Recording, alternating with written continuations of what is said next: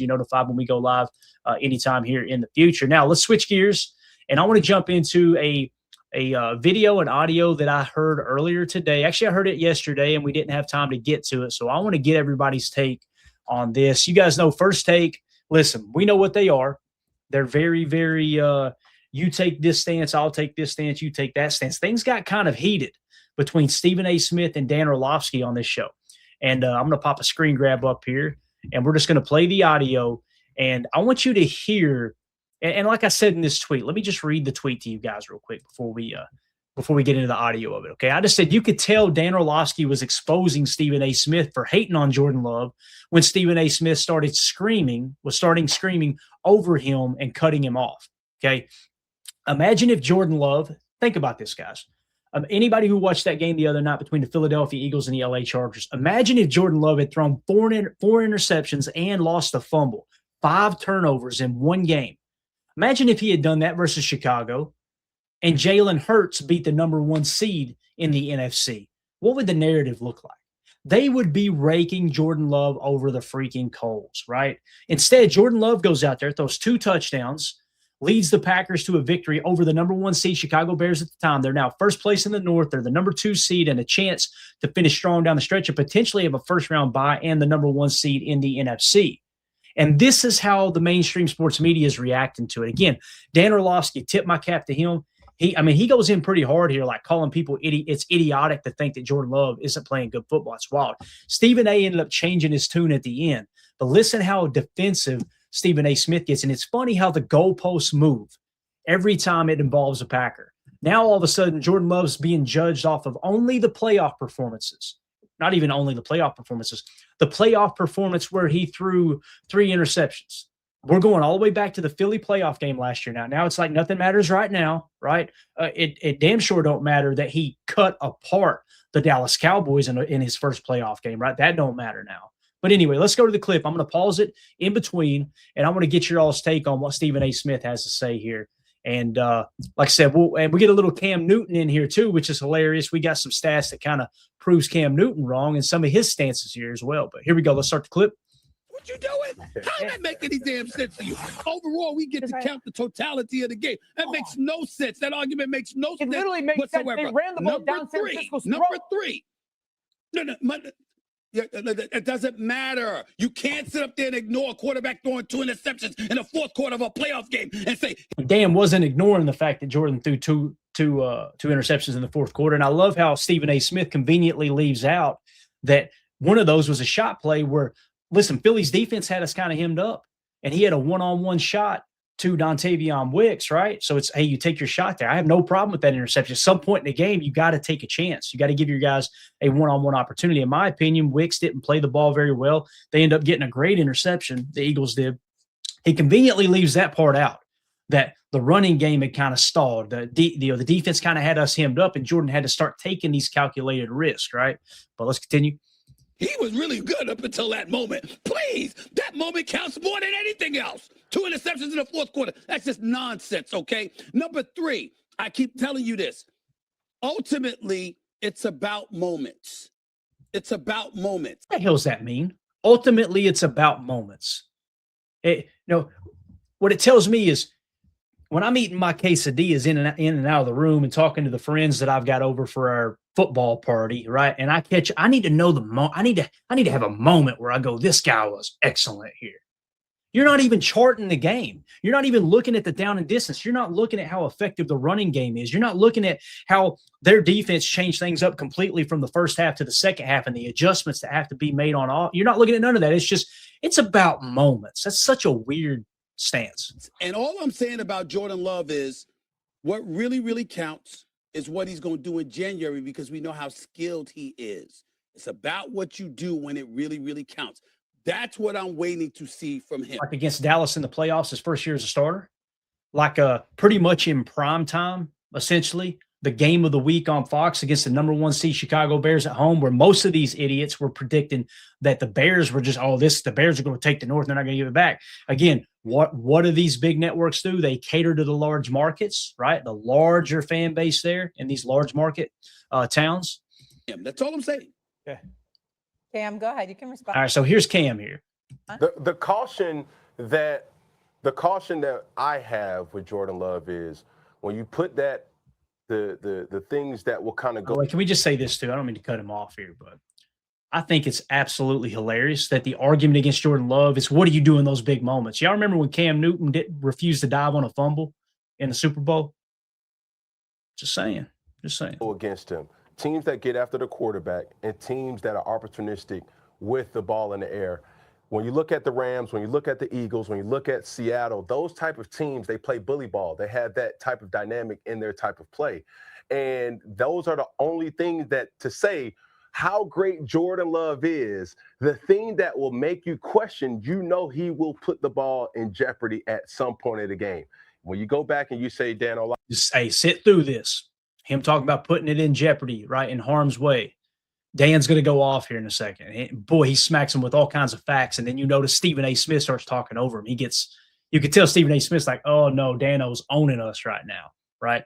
Essentially what Cam's saying here, listen to what he's saying, right? About how, if you get pressure on Jordan Love, if you blitz Jordan Love, if you play physical with Jordan Love, right? This is what happens. Guys, against the Bears blitz this week, 9 of 12, 171 passing yards, 3 touchdowns, no picks, a 156.3 passer rating. And oh, by the way, 99.7 PFF grade against the blitz this week.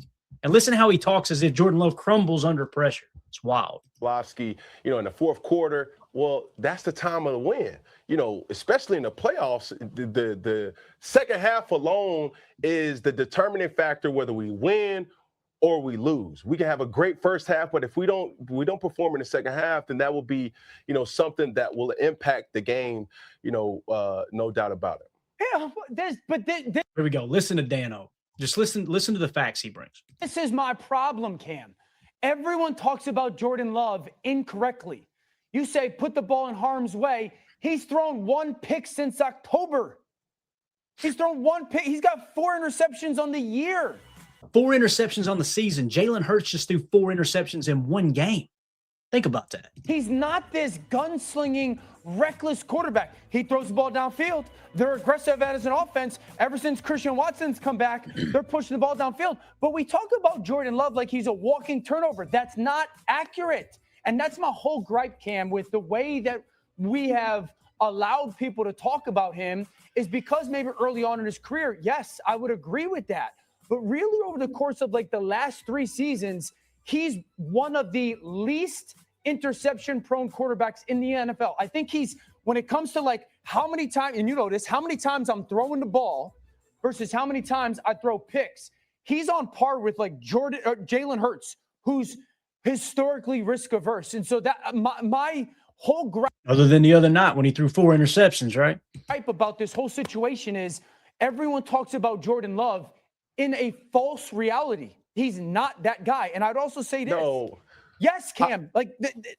You just said, see, Cam Newton's realizing, crap, he probably thinking, I didn't know those were the numbers.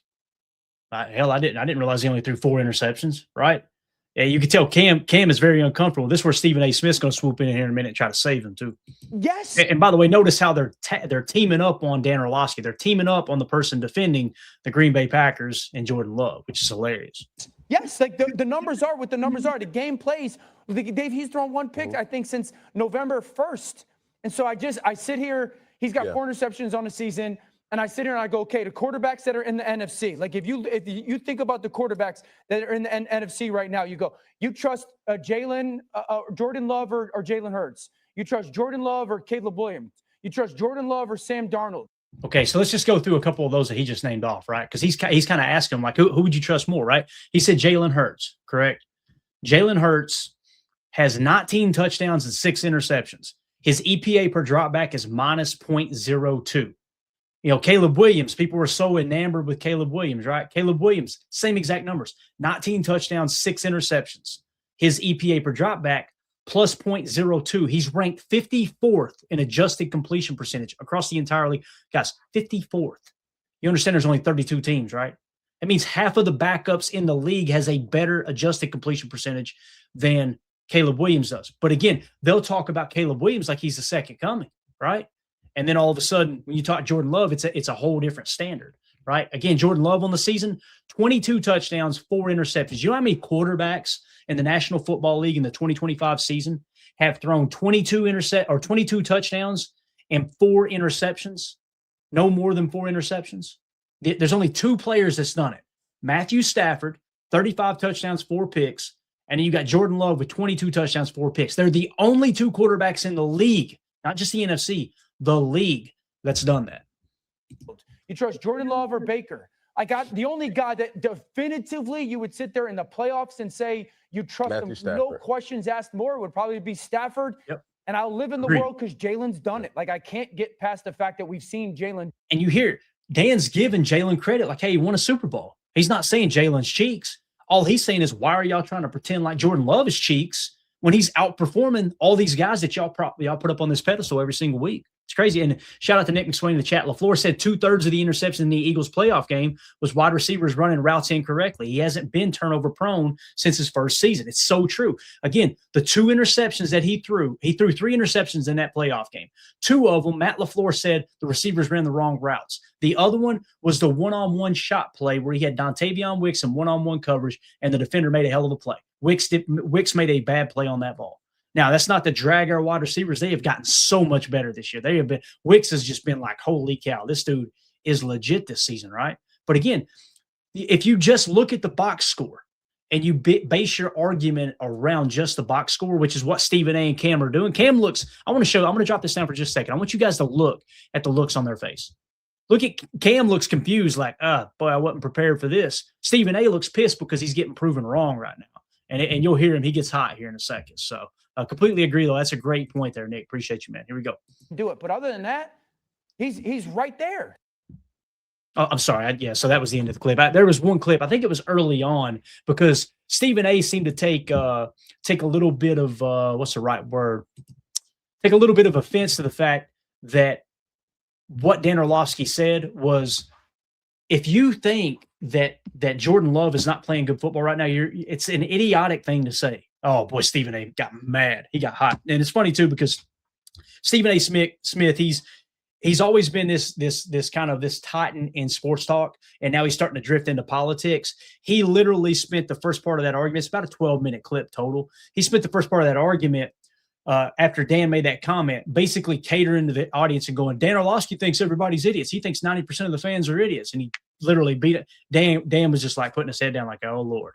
And then at the end, Stephen A. Smith buttons it up like, Jordan Love's a great quarter, and just bring it right back around. It was unbelievable. It was wild. So anyway, that's the type of stuff that's going on with, all I hear is but from the love hate, which Clay is pointing out very well. The point is, Jordan Love is playing like a top 5, top 3 quarterback, right? Top 5, definitely, possibly top 3. Some would say he's playing better than everyone who's not named Matthew Stafford. Matthew Stafford's playing outside of his mind. And again, who does he have? And I love having these conversations. I love going, okay, which receiver would you rather have on your team? And this isn't a dig at our receivers. This is just facts. Would you rather have Puka? You could trade them 1 for 1, forget the money, forget everything. You can have one of these 2 receivers. Which one are you picking? You picking Puka Nacua, or are you picking Christian Watson? I love Christian Watson. I think Christian Watson's ceiling is through the roof. Christian Watson's not Puka Nacua's level right now. He's just not. Would you take Jaden Reed over Puka Nacua? No, you would not, right? Would you take Dontavion Wicks, like I'm talking number 2, number 3 receivers, because that's essentially what Devontae Adams is with the LA Rams right now. Would you take Dontavion Wicks over to Devontae Adams? One play, one game, whatever you want to break it down to? No, you wouldn't. Nobody would, right? Would you take Romeo Doubs over Tay Adams? No, you wouldn't. So again, this idea that you could just kind of make this argument that it's all Jordan Love. Jordan Love is cheeks in the playoff. We just told you all the numbers. We broke everything down specifically. Again, I think it has more to do with the mainstream media.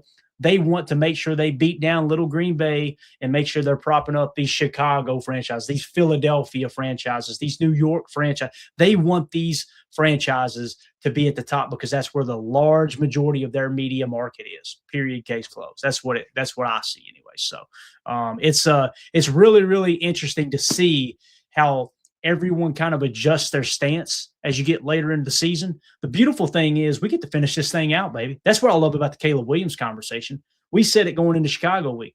All right, you guys might be right. Caleb might be a better quarterback than Jordan Love, which I know it's hard to believe, but there were Bears fans, many Bears fans saying that Caleb Williams was a better quarterback than Jordan Love. And I love the way we approach it was we get to find out Sunday, don't we? We get to find out what happened on Sunday. You had your boy Caleb Williams in the first half. His completion percentage was in the 40s, 40 percentile. And you had Jordan Love, outside of the one interception that he threw, you had him cutting the defense up. Last week, he was the NFC Player of the Week, right? The beautiful thing is we get to go down this stretch, right? We get to see, this argument happened, I believe, before Jalen Hurts threw those 4 interceptions. I would love to hear this conversation be had again, trying to pretend like Jordan Love is just a horrible quarterback and Jalen Hurts is one of these dominant quarterbacks in the league. Jalen Hurts has been a very good quarterback, good enough to lead a dominant run game and a really good defense last year to the Super Bowl. And I'm in no way, shape, or form trying to beat down Jalen Hurts. All I'm saying is, how in the hell does a quarterback turn the ball over 5 times in a primetime matchup where your playoff hopes are on the line every single week, and you just go, nah, no big deal. Jordan Love throws 1 interception in the first quarter against the Bears and is dominant every other snap after that, to the tune of 9 of 12, 171 passing yards, 3 touchdowns, no picks, and a 156.3 passer rating when the other team says we got to get pressure on him. And Cam Newton's whole argument is, well, when teams get pressure on Jordan, that's when he falls apart. It's like there's no statistical basis for your argument. There's no foundation that's built on facts in that argument. The reality is Jordan Love could fall flat on his face for the rest of the season. He could be one of the worst quarterbacks the rest of the year. That could happen. That's a possibility.